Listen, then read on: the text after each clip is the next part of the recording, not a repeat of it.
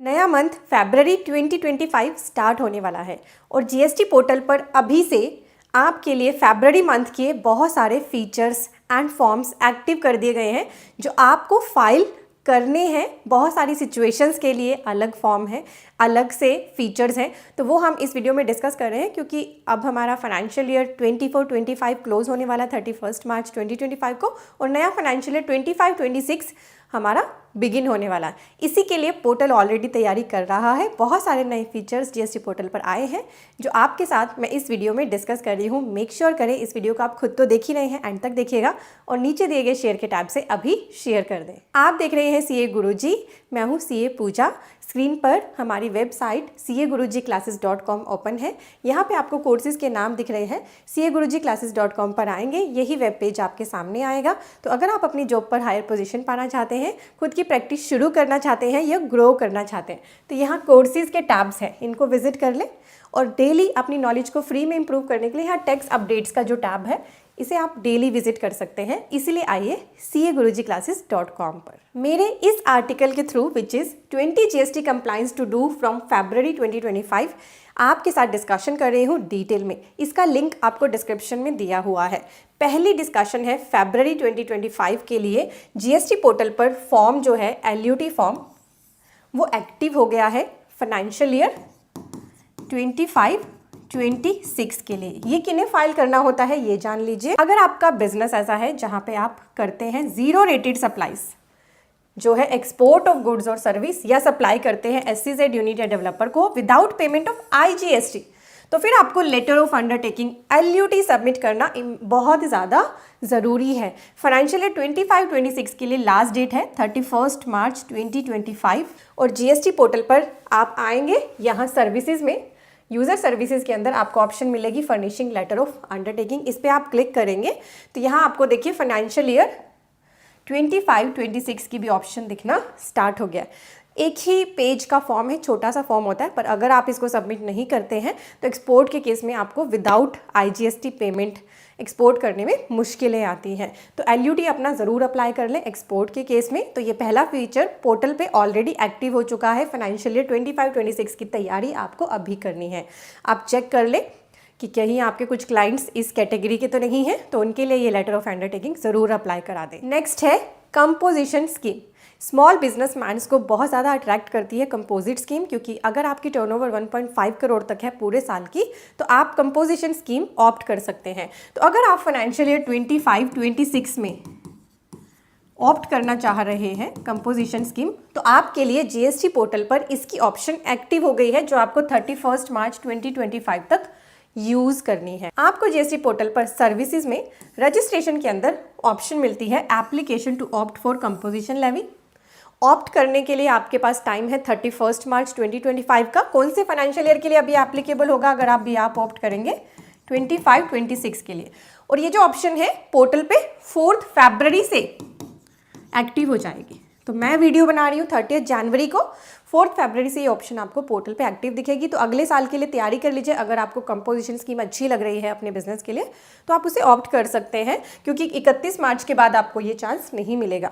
पर अगर आप ऑलरेडी कंपोजिट टैक्स पेयर हैं और आप चाहते हैं कि मुझे नॉर्मल स्कीम में आना है, क्योंकि वहाँ पे ITC के भी बेनिफिट मिलते हैं जो कंपोजिट स्कीम में नहीं मिलते हैं, तो आपके पास ऑप्शन होती है इससे विड्रॉ करने की। तो अगर आपको विड्रॉ करना है, विड्रॉल आप कर सकते हैं। यहाँ पे ऑप्शन आपके लिए एक्टिव है। और अगर आप कंपोजिशन स्कीम ऑप्ट करते हैं ना, अगर आपने नॉर्मल स्कीम ली थी, आप ट्रांजिशन कर रहे हैं कंपोजिशन स्कीम में, तो एक फॉर्म आपको फाइल करना होता है ITC 03 for transition to composition scheme. इसकी लास्ट डेट होती है 30 मई। तो अगर आप कंपोजिशन स्कीम लेंगे, आपका ITC अवेलेबल है, तो इस ट्रांजिशन के लिए आपको ITC 03 भरना है with in 60 days from the commencement of financial year, जो बनता है 30 मई 2025। ITC के लिए होता है अगर आपके पास स्टॉक है, स्टॉक में आपका इनपुट टैक्स क्रेडिट आपने अवेल कर रखा है, तो आपको ITC 03 भर के वो क्रेडिट अपना रिवर्स करना होता है। इसकी लास्ट डेट 30 मई 2025 रहेगी। ये भी बहुत इंपॉर्टेंट है। नेक्स्ट है, अगर आप नॉर्मल टैक्स पेयर हैं, जीएसटी के अंदर नॉर्मली रजिस्टर्ड हैं, तो आपके पास 2 ऑप्शन होती है जीएसटी रिटर्न्स को भरने के लिए, मंथली या क्वार्टरली। क्वार्टरली उन टैक्स पेयर्स के लिए होती है जिनकी टर्नओवर अप टू 5 करोड़ तक होती है।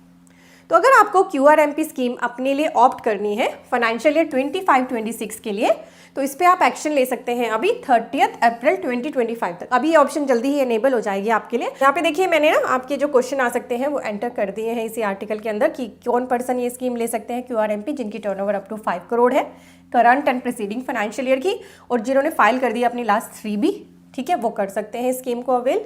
तो अवेल करने के लिए आपको सर्विसेज में रिटर्न्स के अंदर opt in for quarterly return की ऑप्शन दिखती है और ऑप्ट आउट की भी वहीं पे होती है ऑप्शन। आपको अगर ऑप्ट इन करना है या ऑप्ट आउट करना है तो ये आपके पास डेट्स होती हैं।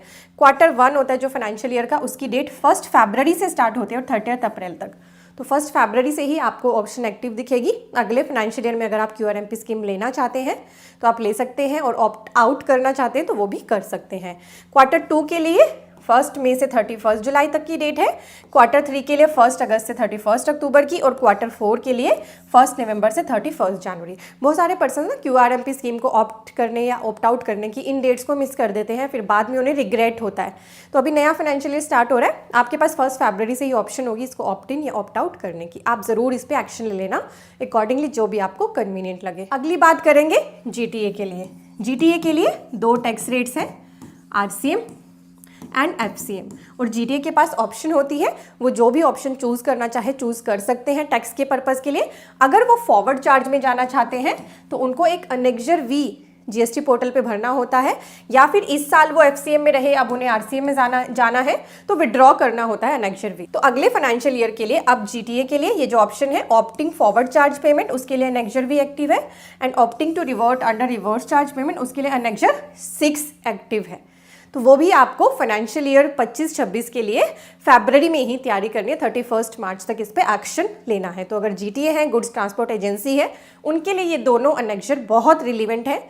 अगर पहले FCM ले लिया था अब RCM लेना है तो अनेक्जर 6 भरना पड़ेगा, और अगर अभी RCM में चल रहा है GTA का काम पर वो फॉरवर्ड चार्ज को समझता है कि अच्छा है क्योंकि उसमें ITC भी मिल जाएगा, तो उनके पास ऑप्शन है अनेक्जर V को फाइल करने की। अब बीच में कुछ ऐसे काम भी बता दूंगी जो फाइनेंशियल ईयर के स्टार्ट होने पे आपको करने होते हैं। आपको अपने इनवॉइस के नंबर सीरीज़ चेंज करनी है। 1 अप्रैल 2025 से जो भी इनवॉइस बनाएंगे उनकी सीरीज़ चेंज करनी है। वैसे अभी मैं ये वीडियो जनवरी एंड में बना रही हूँ, ऑलमोस्ट 2 मंथ्स हैं अभी आपके पास, पर आप प्रिपेयर हो सकते हैं कि 1 अप्रैल से आपको नई इनवॉइस सीरीज़ बनानी है। तो अगर आप अपने बिल्स को किसी सॉफ्टवेयर से प्रिपेयर करते हैं वहाँ भी ध्यान रखें, या फिर मैनुअली बनाते हैं तो वहाँ भी इसको ज़रूर कंप्लाई कर लें। देन हमारी एग्रीगेट टर्नओवर, आपकी एग्रीगेट टर्नओवर बहुत इंपॉर्टेंट होती है।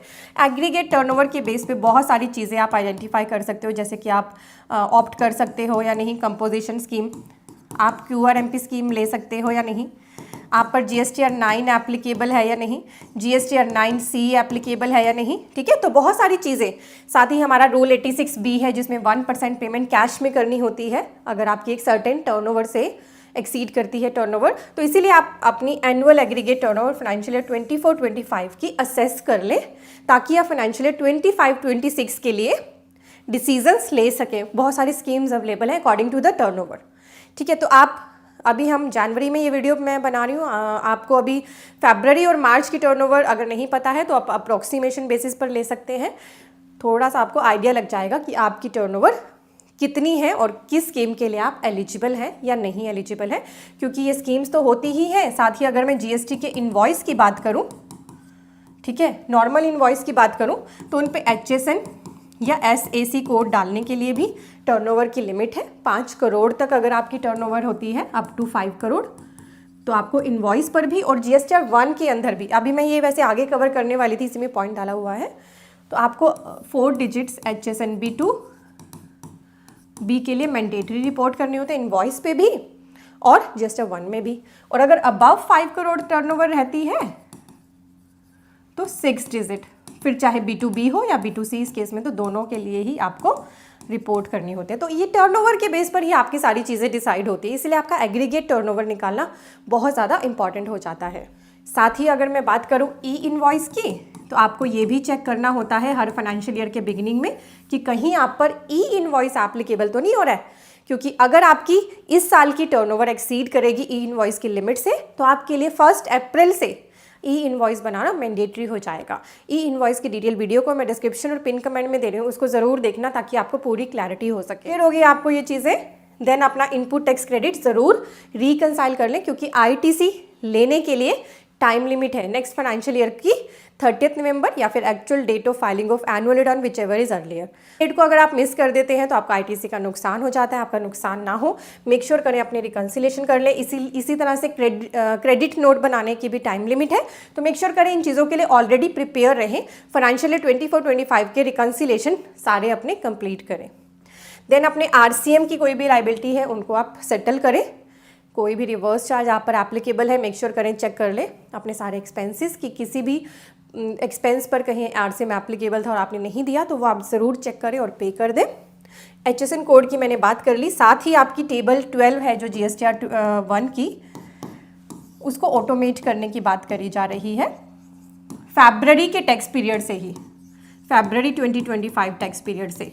तो HSN SAC according to turnover होते हैं और उसी के हिसाब से आपकी GSTR 1 में जाने हैं, तो फरवरी से अब आप इनको भी कंप्लाई कर लें। मैंने इसकी सेपरेट वीडियो बनाई हुई है, HSN को कैसे आपको फाइंड आउट करना है। बहुत सारे पर्सन कंफ्यूज रहते हैं कहाँ से HSN देखें, कहाँ से SAC कोड देखें, कहाँ से GST के रेट देखें, क्योंकि GST रेट गलत लगाते हो तो आगे फ्यूचर कॉम्प्लिकेशंस होती हैं। तो वो वीडियो भी मैंने डिस्क्रिप्शन में और पिन कमेंट में दी है, उसको ज़रूर देख लेना। अब मैं आपके साथ कुछ इंपॉर्टेंट फीचर्स जो GST पोर्टल के एक्टिव हो चुके हैं, GSTR 1 की मैंने बात कर ली, टेबल 12 ऑटोमेट होने जा रही है आपकी, वो डिस्कस कर रही हूँ। गोल्ड के केस में ई-वे बिल केरला स्टेट ने मैंडेटरी कर दिया है 20 जनवरी 2025 से। तो ये स्टेट वाइज एप्लीकेबल होना है। केरला के लिए 20 जनवरी से इफेक्टिव हो गया है और ई-वे बिल पोर्टल पर अब आपको ऑप्शन मिले गोल्ड के लिए ई-वे बिल बनाने के लिए केरला स्टेट के केस में। इसके लिए आपको गुड्स जो क्लासिफाइड हैं वो होंगी चैप्टर 71 की हेडिंग के अंदर, जिसमें एक्सक्लूड है इमिटेशन ज्वेलरी। ठीक है, तो इंट्रा स्टेट मूवमेंट के लिए केरला पर e-way bill for gold active कर दिया गया है 20 जनवरी 2025 से। आपकी जो 3B है उसकी हार्ड लॉकिंग की बात करी जा रही है, यानी उसमें आ रही ऑटोमेटेड फिगर्स आपको चाहे वो GSTR 1 से आ रही है या IFF से आ रही है या 1A से आ रही है या फिर 2B से आ रही हैं, वो आपको अब एडिट करने नहीं दी जाएंगी।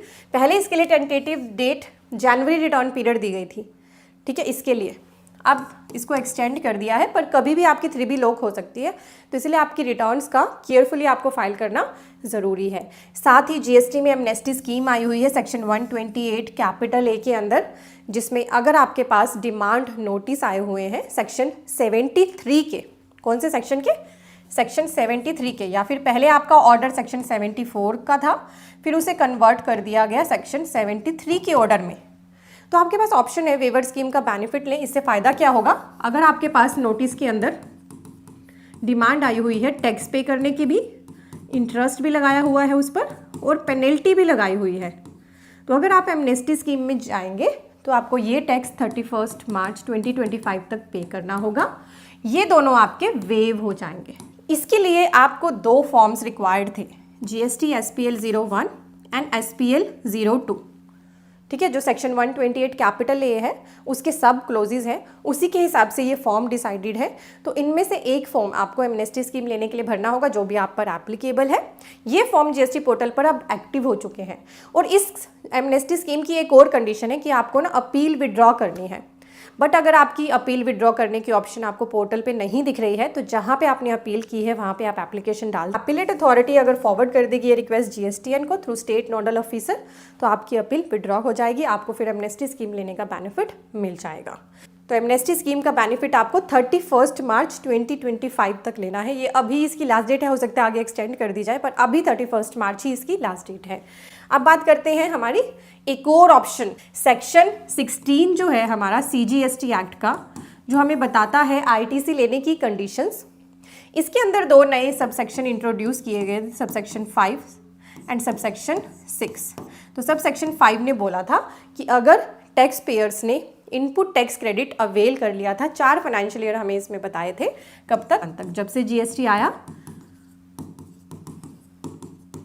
इन 4 सालों का ITC कि किसी भी रिटर्न में क्लेम कर लिए थे 3B में, तो फिर उनको वो ITC एलिजिबल माना जाएगा। पर अगर ऑफिसर्स ने इन सालों के ITC इस सेक्शन के आने से पहले आपके लिए डिनाई कर दिए थे, तो अब आपको उसको ख़त्म कराना है। उसके लिए आपको एक एप्लीकेशन फाइल करनी है, application for rectification of order. ये ऑप्शन जीएसटी पोर्टल पे आ गई है। आप सर्विसेज में, यूज़र सर्विसेज में माय एप्लीकेशन पे जाएंगे, न्यू एप्लीकेशन पे क्लिक करेंगे तो आपको ऑप्शन मिलेगी इस एप्लीकेशन की, application for rectification of order.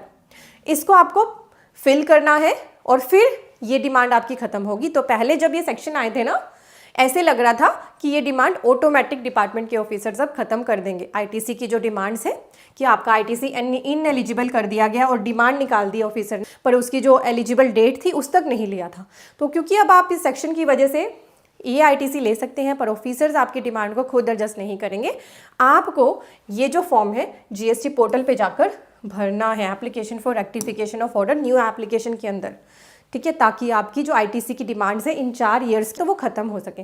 दूसरा ना, यहाँ पे एक इशू और आता है सेक्शन 16(5), तो ये बोलता है कि किसी भी रिटर्न में आपने लिया हो, ठीक है, 3B में, बट कुछ पर्सन ने ना जीएसटी 9 के साथ ले लिए थे ये वाले आईटीसी। वैसे तो जीएसटी 9 में ले नहीं सकते, बट कुछ पर्सन ने ले लिए थे, तो वो कंफ्यूज रहते हैं कि जीएसटी 9 में अगर हमने ले लिए हैं तो क्या वो हमारे लिए एलिजिबिलिटी है। तो ये एक लिटिगेशन का मैटर है, ठीक है। तो आप इस चीज़ को चेक कर लेना, और अगर आपका आईटीसी डिपार्टमेंट के ऑफिसर ने डिनाई किया था, आपके पास ऑर्डर आया हुआ है, तो आप उसको ख़त्म करा सकते हैं आप जीएसटी पोर्टल पर ये फॉर्म फिल करके। तो ये टैक्स पेयर्स का खुद का एक्शन है, ऑटोमेटिक डिमांड खत्म नहीं होगी। यहाँ पे मैंने ट्यूटोरियल भी अटैच किया कैसे ये रेक्टिफिकेशन आपको डालनी है। इसकी वीडियो मैंने ऑलरेडी बना रखी है, मैं लिंक डिस्क्रिप्शन में दे रही हूँ। अब आपके पास एक नया फॉर्म भी आ चुका है, DRC 03A। तो कई बार अगर आप कोई लाइबिलिटी DRC 03 से भर देते हो, ठीक है, किसी अपील की या डिमांड ऑर्डर की, तो उसको एडजस्ट कराना है अगर आपने पर्टिकुलर डिमांड ऑर्डर के अगेंस्ट, तो आपको GST DRC 03 की ऑप्शन अब दे दी गई है। आप उसके थ्रू उस डिमांड को एक पर्टिकुलर ऑर्डर में डाल सकते हैं। तो ये फैसिलिटी भी अब आपके पास अवेलेबल है। वेरी इंपॉर्टेंट, ई इनवॉइस बनाने के लिए टाइम लिमिट की बात पोर्टल कर रहा है। तो पहले जो ई इनवॉइस बनाने के लिए टाइम लिमिट्स थी वो 100 करोड़ के लिए अप्लाई करी गई थी, जिनकी टर्नओवर 100 करोड़ है। फिर उसे अब लोअर करके कर दिया गया है अप टू 10 करोड़, ठीक है। तो यहाँ पर 1 अप्रैल 2025 से जिन टैक्स पेयर्स की टर्नओवर 10 करोड़ या उससे ज़्यादा है, उनको अलाउ नहीं किया जाएगा to report e invoice older than 30 days from the date preceding on the IRP portal. और 1 अप्रैल से तो 10 करोड़ की टर्नओवर के लिए आपको ब्लॉक कर दिए जाएंगे ई इनवॉइस बनाना 30 डेज से पुराने। और फ्यूचर में हो सकता है आपकी टर्नओवर कम हो तो भी आपके लिए ये टाइम लिमिट लगा दी जाए। वैसे आपके नॉर्मल इनवॉइस और ई इनवॉइस को बनाने के बीच में कोई भी टाइम गैप ना हो तो ज़्यादा बेहतर है। मैं आपको यही सजेस्ट करती हूँ कि इनवॉइस और ई इनवॉइस के बीच में कोई भी टाइम गैप ना रखें। अगर आप कोई भी सॉफ्टवेयर यूज़ करते हैं तो सॉफ्टवेयर आपको ये फैसिलिटी देते हैं कि ऑटोमेटिक आपके ई इनवॉइस भी वहाँ से जनरेट हो सके, तो आप उसको यूज़ कर सकते हैं। तो जो भी चीज़ें मैंने आपके साथ डिस्कस करी हैं आपको GST पोर्टल पर भी मिल जाएंगी एडवाइजरीज़ के अंदर, ठीक है। यहाँ पे भी एक न्यूज़ आ रही है कंपोजिशन स्कीम के लिए, बट आपको अब अपने नए फाइनेंशियल ईयर की भी तैयारी करनी है और फाइनेंशियल ईयर की क्लोजिंग की भी तैयारी करनी है। फाइनेंशियल ईयर्स के लिए, क्लोजिंग के लिए भी और बिगिनिंग के लिए भी मैंने आपके साथ जो भी स्टेप्स डिस्कस करे हैं, अगर आपको इंपॉर्टेंट लगे हैं तो मुझे कमेंट करके बताना। कोई चीज़ मैंने मिस कर दी है, मान लीजिए मैंने अप्रॉक्सीमेट 20 कंप्लाइंस आपके साथ डिस्कस करे हैं बट कोई में से मिस हो गया है, तो आप मुझे कमेंट करके ज़रूर बताएं। इस इंपॉर्टेंट वीडियो को और भी पर्सन्स के साथ अभी शेयर कर दें। शेयर टैब के साइड में ही है सब्सक्राइब टैब, इस पर क्लिक करेंगे, आपके लिए बिल्कुल फ्री है। और आप मुझे इंस्टाग्राम पर भी फॉलो कर सकते हैं, आपको मेरी इंस्टा आईडी स्क्रीन पर दिख रही है। हमारी इंपॉर्टेंट वीडियोस लगातार सीए गुरुजी चैनल पर आती हैं। वीडियो सेक्शन में जाकर आप जो भी लगे रेलेवेंट इंपॉर्टेंट वीडियो आपके लिए है उसे ज़रूर देखें। शॉर्ट्स भी अब हम लगातार पब्लिश कर रहे हैं, तो मेक श्योर हमारे चैनल के साथ कंटिन्यू जुड़े रहें। और भी पर्सन्स के साथ हमारे चैनल लिंक को आप शेयर कर सकते हैं ताकि और पर्सन्स भी इसका बेनिफिट ले सकें। में टाइप करें CAGurujiClasses.com, आपके सामने यही वेब पेज आएगा। यहाँ पर आपको कोर्सेज एंड कॉम्बो कोर्सेज के टैब दिख रहे हैं। हमारे इस वेब पेज पर आपको GST, income tax, accounting, automation of balance sheet, MSME, TDS के इंपॉर्टेंट कोर्सेज मिलते हैं। यहाँ आपको सभी कंसोलिडेटेड कोर्सेज दिख रहे हैं। तो आप अपनी प्रैक्टिस करने के लिए या जॉब में हायर पोजीशन पाने के लिए इन कोर्सेज का बेनिफिट लें। कोर्सेज सेक्शन में आएंगे तो आपको ये 2 तरह के थंबनेल दिख रहे हैं, एक येलो कलर के वर्ड्स में और एक ये ब्लैक थंबनेल दिख रहा है। ब्लैक थंबनेल की वैलिडिटी लाइफ टाइम है और जो अदर येलो कलर के कोर्सेज उनके लिए कुछ हमने लिमिटेड वैलिडिटी पीरियड लिखा है। तो आपने कन्वीनियंस अपनी देखनी है कि आपको लिमिटेड टाइम में ही कोर्स को कवर करना है तो लिमिटेड टाइम के कोर्स ले लीजिए। आपको लगता है कि मेरे पास इतना टाइम नहीं होता तो लाइफ टाइम अगर मेरे पास अवेलेबल रहेंगे लेक्चर्स तो मेरे लिए कन्वीनियंट रहेगा, तो आप अपने हिसाब से कोर्स को बस पिक करें, उस पर क्लिक कर लें, यहाँ आकर उसका पूरा करिकुलम रीड कर लें ताकि आप देख सकें क्या क्या कवरेज हमने इसमें कर दी है और क्या आपकी नीड को ये सेटिस्फाई कर रहा है। ऐड टू कार्ट पे क्लिक करके जैसे आप अमेज़न फ्लिपकार्ट से शॉपिंग करते हैं वैसे ही आपको शॉपिंग करनी है। आपका यहाँ पे लॉगिन भी क्रिएट हो जाएगा और इसी वेब पेज पर लॉगिन करके आप हमारी कोई भी कोर्स जो लेते हैं लर्निंग उनको कर सकते हैं। ये रिकॉर्डेड लेक्चर्स होते हैं। और हमारा जो ये ऑटोमेशन ऑफ बैलेंस शीट का कोर्स है ना, इसमें हमने आपको आधे से ज़्यादा एक्सेल भी सिखा दिया। आपकी बैलेंस शीट तो ऑटोमेट हो ही रही है, एक्सेल की भी आपकी नॉलेज इस कोर्स को लेने से बहुत ही बढ़ जाएगी। ये हमारा मोस्ट पॉपुलर कोर्स है। और आप यहाँ पे एक FAQ का टैब है, इस FAQ टैब में आएंगे तो आपको वीडियोज़ यहाँ पे मिल जाती हैं how to join the course की।